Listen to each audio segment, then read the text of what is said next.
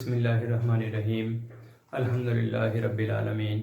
Students, जिस तरह के हमने प्रोटीन के स्ट्रक्चर्स के बारे में लास्ट लेक्चर में डिस्कस किया और हमने प्राइमरी एंड सेकेंडरी स्ट्रक्चर के बारे में डिस्कस किया, और अब जो है हम उसका टर्शरी और जो क्वाटरनरी स्ट्रक्चर है उसके बारे में डिस्कस करेंगे। अब हम देखेंगे कि हमारे पास जो टर्शरी स्ट्रक्चर है उसकी फार्मेशन कौन सी है और हमारे पास जो क्वाटरनरी स्ट्रक्चर है उसकी फार्मेशन। तो देखते हैं हम हमारे पास जो टर्शरी स्ट्रक्चर है, टर्शरी स्ट्रक्चर के बारे में हम बात करते हैं। असल में जब टर्शरी स्ट्रक्चर के बारे में बात की जाती है तो हम ये बात कहते हैं कि हमारे पास प्राइमरी स्ट्रक्चर हो और प्राइमरी स्ट्रक्चर आपस में इनफोल्ड हो जाए। हमारे पास क्या हो? Primary structure plus folding. हमारे पास हो क्या? हम कहते हैं प्राइमरी स्ट्रक्चर है हमारे पास, प्लस इसमें क्या है? फोल्डिंग्स हो गई हैं। ठीक है, फोल्डिंग्स हो गई हैं प्राइमरी स्ट्रक्चर में, तो उसको हम कहते हैं, ये हमारे पास क्या है कि इसको हम टर्शरी स्ट्रक्चर कहते हैं। जिस तरह के हम किसी बच्चे को डिफरेंट कलर के मार्कर्स पकड़ा दें तो वो क्या हो कि कोई पेंटिंग इधर उधर से लाइनें खींचता रहे। इसी तरह जिस तरह हमारे पास ये एक स्ट्रक्चर है ये, ठीक है, इसमें हम कोई और कलर भी इन्वॉल्व कर लेते हैं, ये इस तरह से, ठीक है, ये इस तरह का जो स्ट्रक्चर बन गया है, ये हमारे पास असल में इस तरह की जो स्ट्रक्चर है ये बनती है टर्शरी स्ट्रक्चर है। अब ये टर्शरी स्ट्रक्चर बनती किस तरह से है? हमने कहा कि इसमें प्राइमरी स्ट्रक्चर है प्लस फोल्डिंग हो रही है। तो ये प्राइमरी स्ट्रक्चर में फोल्डिंग कैसे है कि हमारे पास पहले हम प्राइमरी स्ट्रक्चर जो है उसको ड्रा करते हैं। ये हमारे पास बच्चे देखें प्राइमरी स्ट्रक्चर है,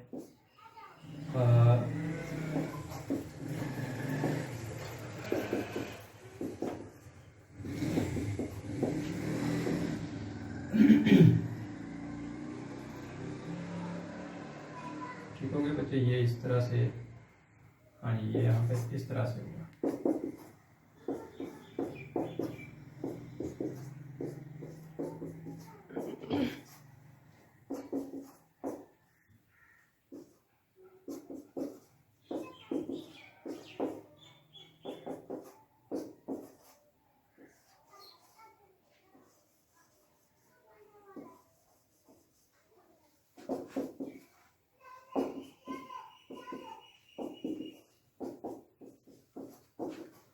अब हमने इसकी बात की कि प्राइमरी, ये हमारे पास एक प्राइमरी स्ट्रक्चर है, ये इसमें क्या है? पेप्टाइड लिंकेजेस है।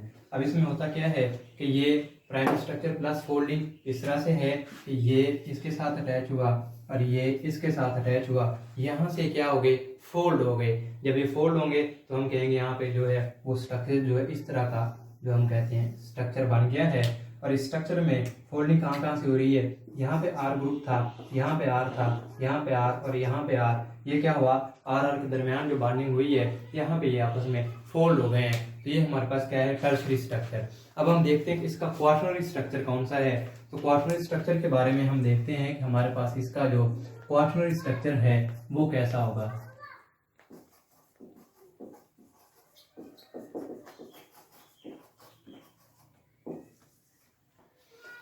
हाँ जी, क्वाटरनरी स्ट्रक्चर। क्वाटरनरी स्ट्रक्चर के बारे में जब हम बात करते हैं तो हम ये बात कहते हैं वही बच्चा है उसको हमने डिफरेंट कलर के मार्कर पकड़ाए और उसे हमने गुस्सा भी दिला दिया, तो वो क्या करेगा?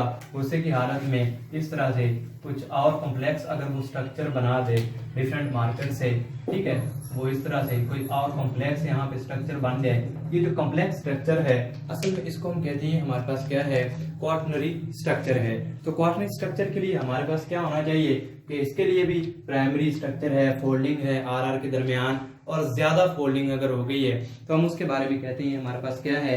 क्वाटरनरी स्ट्रक्चर है। और ये फोल्डिंग कहाँ पे होती है? हम कहते हैं कि टू और मोर टर्शरी स्ट्रक्चर, अगर हमारे पास दो या दो से ज्यादा टर्शरी स्ट्रक्चर्स हैं और वो टर्शरी स्ट्रक्चर आपस में क्या हुई है? आर आर के दरमियान जो है वो बॉन्डिंग हो गई है, तो वो बॉन्डिंग हम देखते हैं कि किस तरह से हमारे असल में हमारे पास हो रही है। कि हमने कहा कि हमारे पास दो या दो से ज्यादा टर्शरी स्ट्रक्चर हैं, तो चलें हम ये हमारे पास क्या हैं? दीज आर टर्शरी स्ट्रक्चर्स, ये इस तरह से। अब इनके दरमियान क्या है? ये, ठीक है, हम इनके दरमियान अगर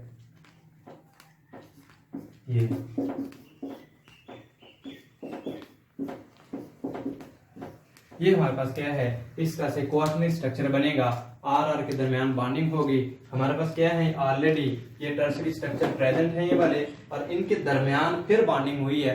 आर ग्रुप्स जो हैं इनके दरमियान अगर डी और ज्यादा कॉम्प्लेक्स बॉन्डिंग हो गई है तो इसको हम कहते हैं हमारे पास क्या है, इट्स ए क्वार्टरनरी स्ट्रक्चर। ये हमारे पास क्या है, क्वार्टरनरी स्ट्रक्चर है। तो अब हम बेटा क्लासिफिकेशन ऑफ प्रोटीन्स के बारे में डिस्कस करेंगे कि हमारे पास क्या है, नेक्स्ट हमारा छोटा सा टॉपिक है क्लासिफिकेशन ऑफ प्रोटीन्स।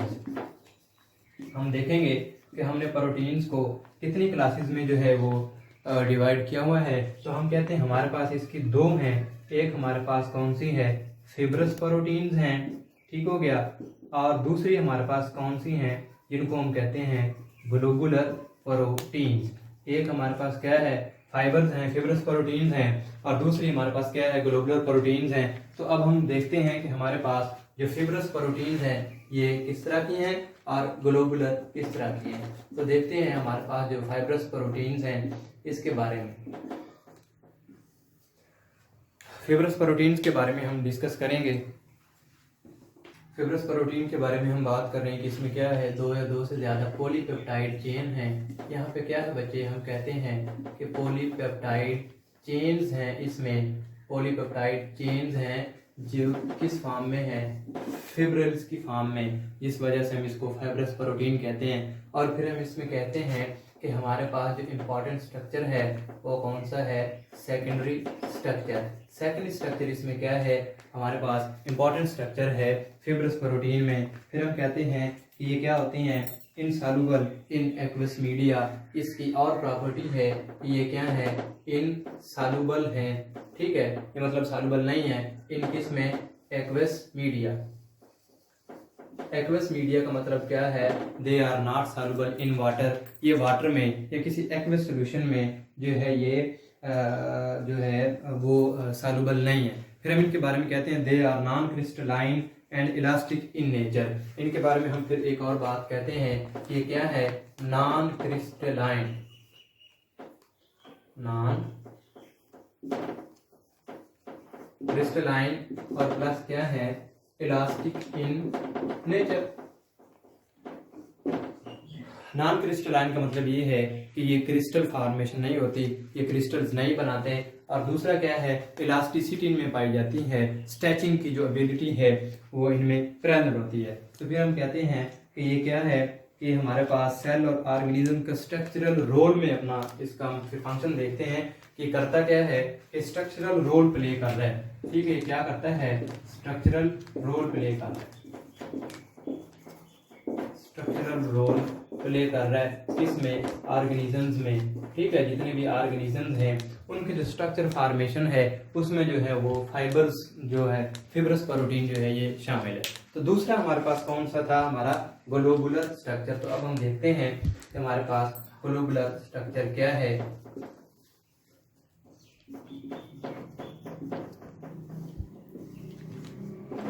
तो ग्लोबुलर स्ट्रक्चर देखते हैं और इसकी हम प्रॉपर्टीज के बारे में भी देखेंगे। हम कहते हैं कि हमारे पास जो ग्लोबुलर स्ट्रक्चर हैं, बल्कि इससे पहले हम इसकी जो हमारे पास है इसकी ये जो हमारे पास है फाइब्रस, इसकी हम एग्जांपल जो फाइबर्स है, जिस तरह सिल्क वर्म जो है वो प्रोड्यूस कर रहे हैं, सिल्क जो है या मायोसिन जो हमारे मसल्स में प्रेजेंट है, और फाइब्रिन जो ब्लड क्लॉटिंग में, और केराटिन जो है इसकी हम एग्जांपल के बारे में देखें तो हमारे पास इसकी एग्जांपल्स हमारे पास क्या है, इसकी फाइब्रस प्रोटीन्स की। तो हम कहते हैं कि इसकी एग्जांपल हमारे पास क्या है, ये बेटा हमारे पास केराटिन है, एक केराटिन जो कि हमारे नेल्स में और हेयर्स में प्रेजेंट है। हम केराटिन की बात करते हैं, नेल्स में और हेयर्स में प्रेजेंट है। इसके अलावा ये कहाँ पे है, हमारे मसल्स में प्रेजेंट है, केराटिन है। इसके अलावा बच्चे हम कहते हैं मायोसिन फिलामेंट्स हैं जो कि हमारे मसल्स में प्रेजेंट हैं, जो कि एक्टिन और मायोसिन जिनको हम कहते हैं मूवमेंट में अपना रोल प्ले कर रहे हैं। और इसके अलावा हम कहते हैं कि सिल्क फाइबर हैं, ठीक है। इसके अलावा इसमें क्या है, सिल्क यहाँ पे क्या है, हम कहते हैं कि सिल्क फाइबर्स हैं जो कि सिल्क वर्म या स्पाइडर्स वगैरह प्रोड्यूस कर रहे हैं। ये इसकी एग्जांपल्स हैं, किसकी एग्जांपल्स हैं, ये हमारे पास एग्जांपल्स हैं फिब्रस प्रोटीन की। कि फाइब्रस प्रोटीन हमारे पास क्या है, केराटिन है, मायोसिन है, सिल्क फाइबर्स वगैरह हैं, डिफरेंट टाइप्स की हमारे पास प्रोटीन्स हैं जो कि जिनका डिफरेंट रोल है। जिस तरह के केराटिन है ये हेयर्स और नेल्स में प्रेजेंट होती है। फिर हम मायोसिन की बात करते हैं तो मायोसिन हमारे जो मसल सेल्स हैं इनमें प्रेजेंट होती है। तो अब हम देखते हैं ग्लोबुलर स्ट्रक्चर के बारे में। तो हम कहते हैं कि इसमें स्फेरिकल स्ट्रक्चर जो है वो शामिल होते हैं और मोस्टली इसमें, अब इसको हम कहते हैं कि हमारे पास क्या है, स्फेरिकल स्ट्रक्चर है।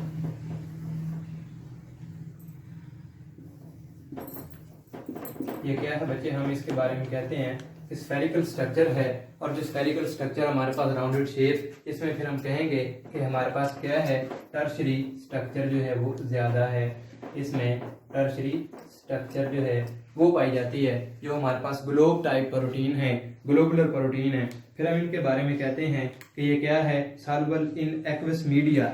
जिस तरह ये हमने बात की थी कि इनसॉल्युबल हैं, और ये उसके उलट है, ये क्या है, सॉल्युबल है इन एक्वस मीडिया। सॉल्युबल है कहाँ पे, इन एक्वस मीडिया। जो एक्वस मीडिया है वाटरी फ्लूइड है, या जो वाटर फ्लूइड प्रेजेंट है उसमें क्या है, ये सॉल्युबल है। तो फिर हम कहते हैं कि हमारे पास क्या है, फिजिकल और फिजियोलॉजिकल इफेक्ट जो है वो क्रिएट कर रहे होते हैं। फिर हम इसके बारे में कहते हैं एग्जांपल्स हमारे पास इसकी एंजाइम्स हैं, हार्मोन्स वगैरह हैं। तो इसकी अगर हम एग्जांपल्स के बारे में बात करें तो हमारे पास जो हमारी बॉडी में हार्मोन्स पाए जाते हैं, जो हमारी बॉडी में एंजाइम्स पाए जाते हैं, मोस्टली वो कौन से होते हैं, दीज आर ग्लोबुलर प्रोटीन्स। ये मोस्टली हमारे पास ग्लोब प्रोटीन है या ग्लोबुलर प्रोटीन जो है हमारे पास पाई जा रही है। तो आज हमने बच्चे स्ट्रक्चर ऑफ प्रोटीन का जो बकाया था हमारे पास वो डिस्कस किया, जिसमें हमने टर्शरी स्ट्रक्चर को देखा है। और टर्शरी स्ट्रक्चर में हमने देखा कि हमारे पास क्या है, प्राइमरी स्ट्रक्चर है। प्राइमरी स्ट्रक्चर हो हमारे पास और उसमें फोल्डिंग हो जाए तो क्या बनता है, टर्शरी स्ट्रक्चर जो है वो बन जाता है। जिस तरह हमारे पास ये प्राइमरी स्ट्रक्चर था ये वाला, और इसमें क्या है, आर आर ग्रुप्स के दरमियान क्या है, फोल्डिंग हुई है। और इन फोल्डिंग से क्या हुआ है कि हमारे पास जो स्ट्रक्चर्स हैं वो बन गए हैं। ठीक हो गया कि हमारे पास क्या है, ये आर आर के दरमियान जो है वो स्ट्रक्चर्स जो है वो बन गए। जिस तरह ये हमारे पास कोई स्ट्रक्चर है, इसमें हमने कहा कि प्राइमरी स्ट्रक्चर था, ये इस तरह फोल्ड हुआ और फोल्ड होकर यहाँ पे आर फोल्डिंग पे आर ग्रुप जो है वो शामिल है। फिर हम कहते हैं कि हमारे पास क्वार्टरनरी स्ट्रक्चर है, ये मोर कम्प्लेक्स है टर्शरी स्ट्रक्चर से, कि इसमें टर्शरी स्ट्रक्चर हो और टर्शरी स्ट्रक्चर ज्यादा जो है वो अगर फोल्डिंग उसमें हो जाती है तो फिर हमारे पास ये क्या है, ये हमारे पास क्वार्टरनरी स्ट्रक्चर है। जिस तरह हमारे पास ये चार हमारे पास टर्शरी स्ट्रक्चर थे, इनके दरमियान ये आर आर के दरमियान जो ग्रुपिंग और जो बॉन्डिंग हुई है, इसको हमने कहा कि ये क्या है, ये हमारे पास क्वार्टरनरी स्ट्रक्चर है। फिर हमारे पास क्लासिफिकेशन ऑफ प्रोटीन है। तो प्रोटीन को हमने क्लासिफाई किया हुआ है दो ग्रुप्स में। इसमें हमारे पास फिब्रस प्रोटीन है, फाइबर्स की तरह जो फिब्रल जिनमें होते हैं, और दूसरे हमारे पास ग्लोबुलर प्रोटीन है। तो इनकी फिर प्रॉपर्टीज जो हैं उनको हमने डिस्कस किया कि फिब्रस प्रोटीन जो है पॉलीपेप्टाइड चेन है, और फिब्रल इसमें मुख्तलिफ होते हैं जो फाइबर्स हैं। फिर हमने कहा कि सेकेंडरी स्ट्रक्चर्स और मोस्टली जो हैं वो कौन सी हैं, फिब्रस प्रोटीन है। फिर हमने इनके बारे में कहा इनसॉल्युबल है इन एक्वस मीडिया, और फिर हमने इसकी एग्जांपल देखी कि केराटिन जो हमारे नेल्स और हेयर्स वगैरह में प्रेजेंट है, और फिर हमने मायोसिन को देखा जो हमारे मसल्स वगैरह में प्रेजेंट है। फिर इसके अलावा जो दूसरी टाइप थी वो थी ग्लोबुलर स्ट्रक्चर। तो ग्लोबुलर स्ट्रक्चर के बारे में जब हमने बात की है कि हमारे पास क्या है, स्फेरिकल स्ट्रक्चर है, ठीक है, स्फेरिकल या राउंडेड शेप जो स्ट्रक्चर है। इसके अलावा हम देखते हैं कि इसमें क्या है, टर्शरी जो स्ट्रक्चर है, जो राउंडेड शेप, ये जो टर्शरी स्ट्रक्चर थे ये वाले इसमें शामिल हैं। फिर हमने कहा कि सॉल्युबल है एक्वस मीडिया में। इसकी एग्जांपल हमारे पास क्या थी, हार्मोन्स थे और एंजाइम्स वगैरह थे। तो ये आज हमारा जो प्रोटीन का जो हमारा कंटेंट था वो कंप्लीट हो गया है। Thank you very much.